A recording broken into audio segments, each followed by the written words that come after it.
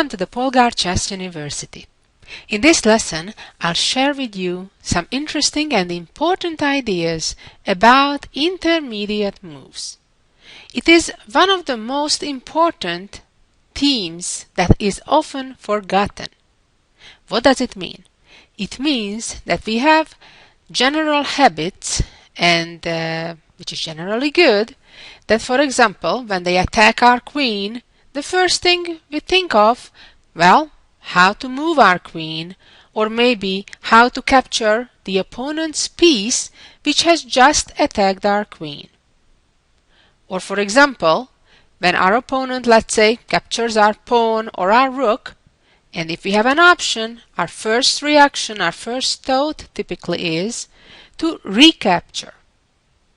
Now, I'm going to show you some examples from some practical games when those exceptions take place, and it's an important element for you to be aware of, that it shouldn't be automatic that when an opponent, let's say, captures a piece of yours or attacks a piece of yours, that you automatically need to react in the natural and most common way.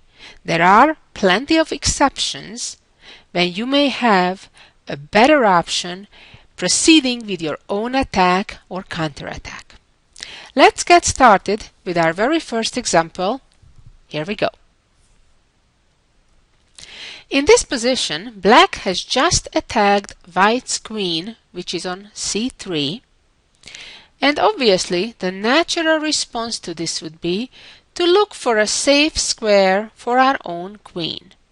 Naturally, the queen could retreat to e1, could retreat to c1, and a few more options. Of course, they are not bad, but remember the famous saying, when you see a good move, look around and see if you've got a better one. In this particular case, and in general, our first area of search should be around our opponent's king. In other words, is there a way to, let's say, checkmate our opponent right away? Or, if that fails, is there a way to immediately threaten to checkmate our opponent's king? And in this particular example, there is such a way, and indeed it is a better move than just moving the queen away from the attack, which would be a purely defensive move. Well, before I show you the key move, I'll give you the opportunity. Take some time and try to figure out what option white has other than moving the queen away from the attack. The answer to that is moving the knight to f6. Well, obviously the idea is that if now the black rook captures the queen, then white would be ready to checkmate. So of course that's certainly a no-no from black's perspective, and black needs to do anything and everything they can to prevent the immediate checkmate, as obviously that would end the game right away. Well, defending against a checkmate threat such as rook g8, in this case, generally there are several options. In this case, black does not have the direct option at his disposal, which would be to guard the key g8 square to defend it, so when the white rook would move there, then black would capture it. Black simply does not have such option. The only options that black has is to interpose on the file where the rook is threatening to come down, that is to g8. Obviously, blocking the g file with a light squared bishop on g4 wouldn't lead to any good, as the white rook would simply capture it. So therefore, the most logical response is to interpose with the other bishop, and that bishop is protected by black's king at the moment. Now, it seems like it may have been a mistake for white to play knight f6, as now the checkmate threat is solved, and in addition to the white queen hanging, now the white knight on f6 is also under attack. So was it a good idea to make this intermediate move of knight f6? You certainly shouldn't just stop there and, oh, there is a checkmate threat, my opponent may fall for it and capture my queen and then I checkmate. No, you certainly at all times should be on the search for your opponent's best response as well. In this particular case, white was prepared and was anticipating black's response of bishop g7 and try to think what is the next move. Of course, ideally, you're supposed to foresee all of this happening before you play knight f6 and not just to get lucky to find the right move here. Because if you accidentally happen to get lucky and find the second move here, that's great, but it may not be available in some other cases if you overlook your opponent's response. And unless you find the only move here for white, which is very good, then white would just lose material here, either the queen or the knight. So here the beautiful key move is to keep sacrificing the queen and play rook takes bishop. A beautiful move, threatening checkmate right away from two sides, and the only way black can prevent both of those is by capturing white's rook on g7. And the problem is that now the black king landed in an unfortunate square right in a forking position, so the white knight is ready to move to e8, check, and as soon as black's king gets out of that check, white is ready to capture the queen. It's true that black is also capturing white's queen, but we can see that the white pawn captures the rook, and at the end of the story, if you count the material left on the board, and of course that's a very important advice, that always only count the pieces that you see on the board. Of course, when you look at a screen like on a computer, it's obvious that pretty much that's your only choice, looking at the pieces that are on the board. However, one of the biggest mistakes inexperienced players do, they start counting the pieces that are off the board. That I got his queen, I got his rook, and so on and so on. And that's certainly not a good way to count for many reasons. For one, it's very easy to mix in additional pieces from a neighboring board, or maybe one piece may have fallen off the table. So that certainly doesn't guarantee you an accurate evaluation of the material balance on the board. The only way you can get there is only focusing on the pieces that are still participating in the battle, that are still on the board, and you want to generally simply compare and see the differences instead of adding up all the points, the values of the different pieces.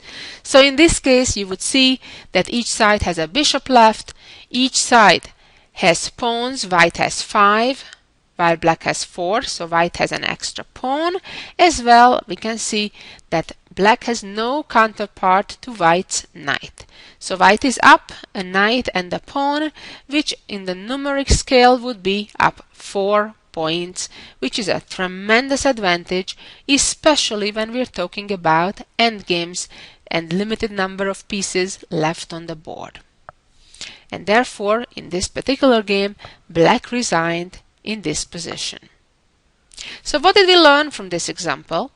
We saw that even though the white queen was attacked in the starting position, white had an alternative, which in fact was even better. Why? Because it led by forceful sequence of moves, either checkmating the black king, or alternatively, as in the game, black lost significant material, black lost a bishop. Let's move on to the next example of this lesson, when we're seeing an interesting position where white already has sacrificed a bishop earlier in the game.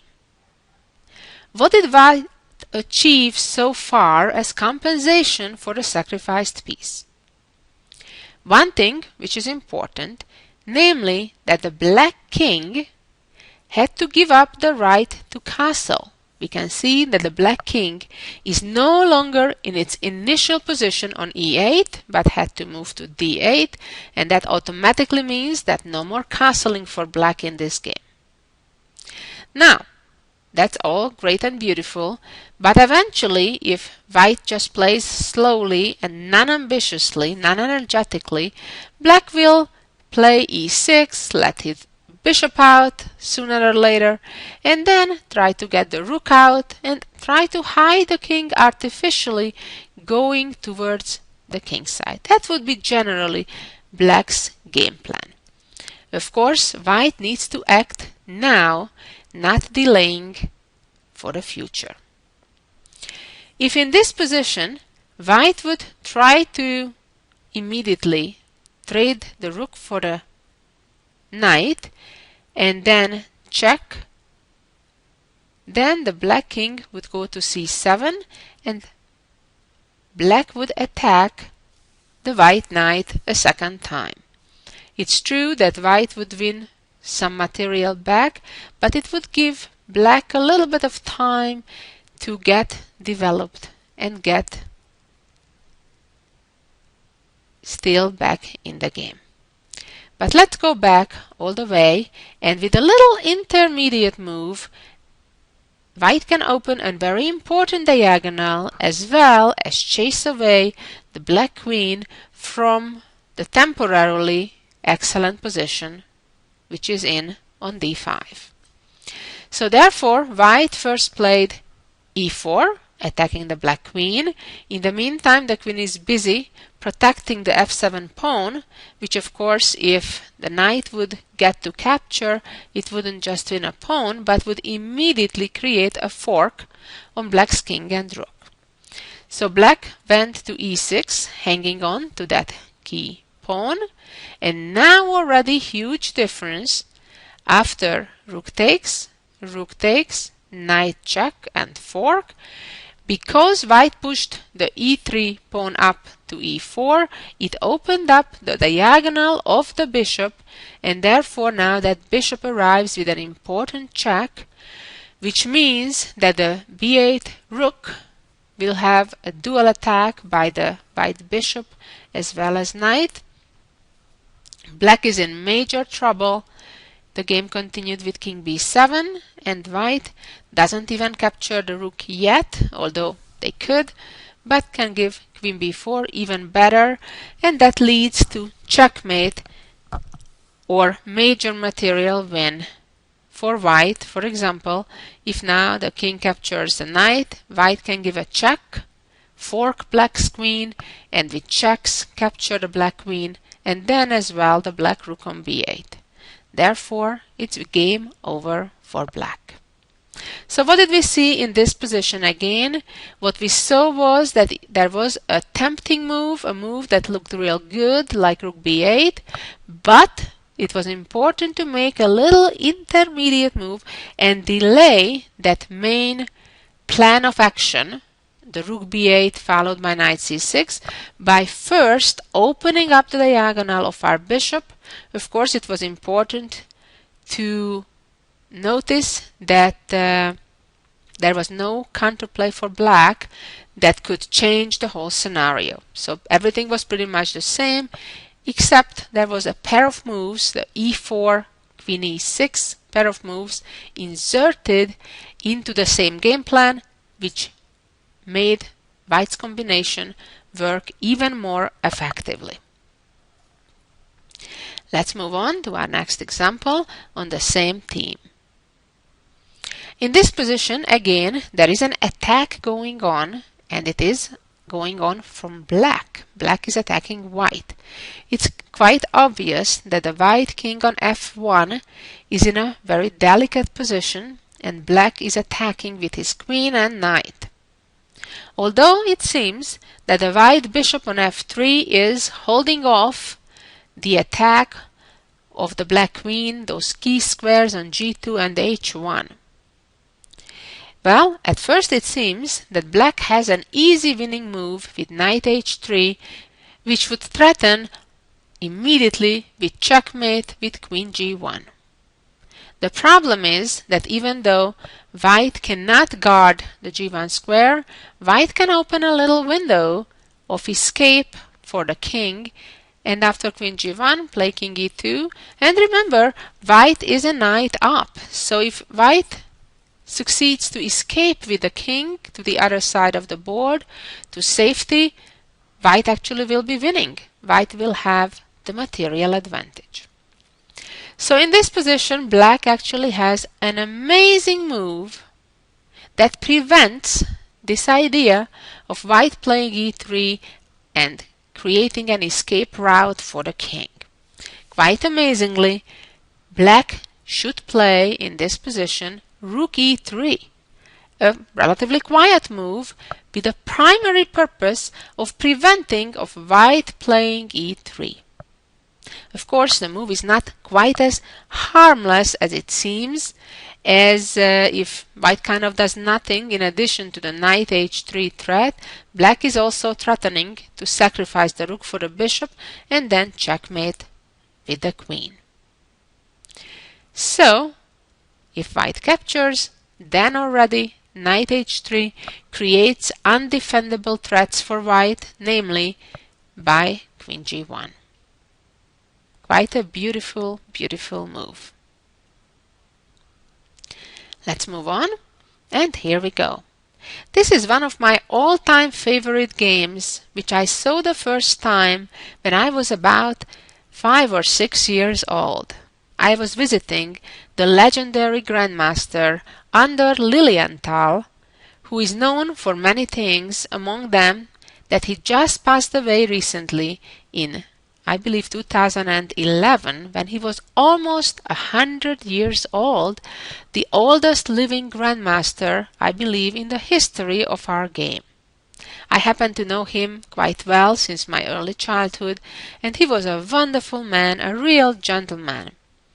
And I remember at the very first time I visited his apartment in Budapest in Hungary, he showed me this very game. Because this was his all-time favorite games, he was white against the former world champion José Raúl Capablanca. And he won. Now, how does it relate to our subject of this lesson? Well, it was the same exact story. The white queen was under attack by black's queen, and amazingly, white can afford ignore that. Not to move the queen, not to protect the queen, but do something else. And that's what I'm talking about, that yes, 95% of the time or 98% of the time, indeed, you shouldn't waste too much time on looking other alternatives. Yet, always think of that 1%, that is there anything even to look at? And in this case, the answer was a definite yes, and the game ended brilliantly by white sacrificing his queen and capturing black's knight by pawn takes. Of course, if black does not capture now white's queen, then things are even worse than in the game. And now came pawn takes pawn.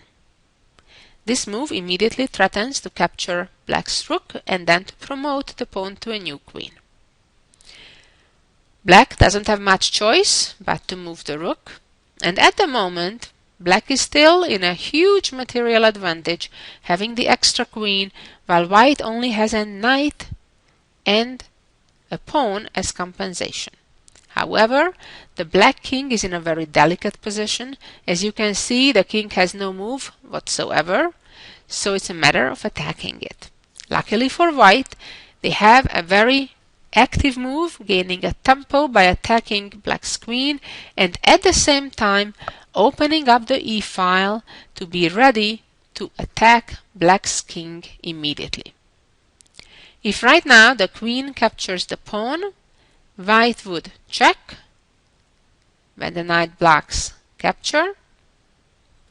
King d7, check, and the black queen will be lost immediately after this fork. A beautiful, beautiful combination. Going back to this position, the game continued with queen e4, but now the problem is the rook simply pins the queen, knight protected, takes, takes, and the pin a second time. Rook takes, and black resigned because the situation is very sad. If the king would go to f8, then white would play check, king g8, and then bishop f6. As you see, it's another intermediate move. Instead of the immediate bishop f6, white first loses a tempo, so to say, with a check first on e7, and then comes back to f6, so that the rook will only have this awkward square on h7, where the rook is pretty much stuck, and white has an easily won endgame, for example, after knight c6. Or, if we go back to this position and the king goes the other way, then white will play f6, followed by a rook check on e7, again with a clearly superior position. And let's see one more example on our theme. Here we are. In this position, yet again, black is a piece up. But we can see that white has a super active position, and most of the black pieces are right on the back rank. In addition, we can see that the black king and queen are set up to be forked by white's knight. Of course, in order for that to work, the black knight needs to disappear from g8. That was, of course, a major hint, so hopefully you'll be ready with white's move, white's combination real soon. If you're not yet ready, take a few minutes, even up to 5-10 minutes, and try to figure out the correct sequence of moves for white to gain significant material advantage. And the answer to that is queen takes knight, rook takes, knight f6 check, a beautiful family fork, and here comes the important point. White is not capturing the queen immediately, because that would leave black with an extra piece after the black bishop captures the white knight. But here comes the intermediate move, first picking up the rook with a check, then coming back, giving a fork again, and only when the king comes back to e7, then capturing the queen. And now, even after losing the knight, white is ahead in material, white is up an exchange and a pawn, and the attack continues. White wins another pawn after bishop takes knight, and then rook takes, and white has a completely winning position. Black resigned. And finally, let's see the jewel of the week. Before I'll tell you anything, I suggest you spend some time and figure out how you would win this game if you're playing with white. And the answer is, at first, actually pretty simple. In fact, you need to look for the hidden counterplay of black. The first move is natural, advance the pawn. The obvious move would be to promote the pawn to a queen, and then white would simply promote and then capture the black pieces. If the king goes to g5, simply by a skewer and then grabbing the queen, or if the king goes to g6, then white could just grab the knight with a check as well as the bishop next. So going back to the beginning, after h7, actually black has a hidden defense. And that is to check, fork the king and the pawn, and when the king captures, then fork the pawn. Generally speaking, a position like this should be a draw even without black's pawn on g2. However, this is an exception due to the fact that the black king is in a very unfortunate situation. White is ready to checkmate by force in 3 moves at most. First, bishop check. If the king goes to h6, the checkmate comes in sooner. Or, if the king goes to h4, then check, king h3, and because of the g2 pawn, black gets checkmated with bishop e6. A truly beautiful, beautiful endgame. Thank you for listening. Hope you learned some, and be back next week for some more ideas. Bye-bye.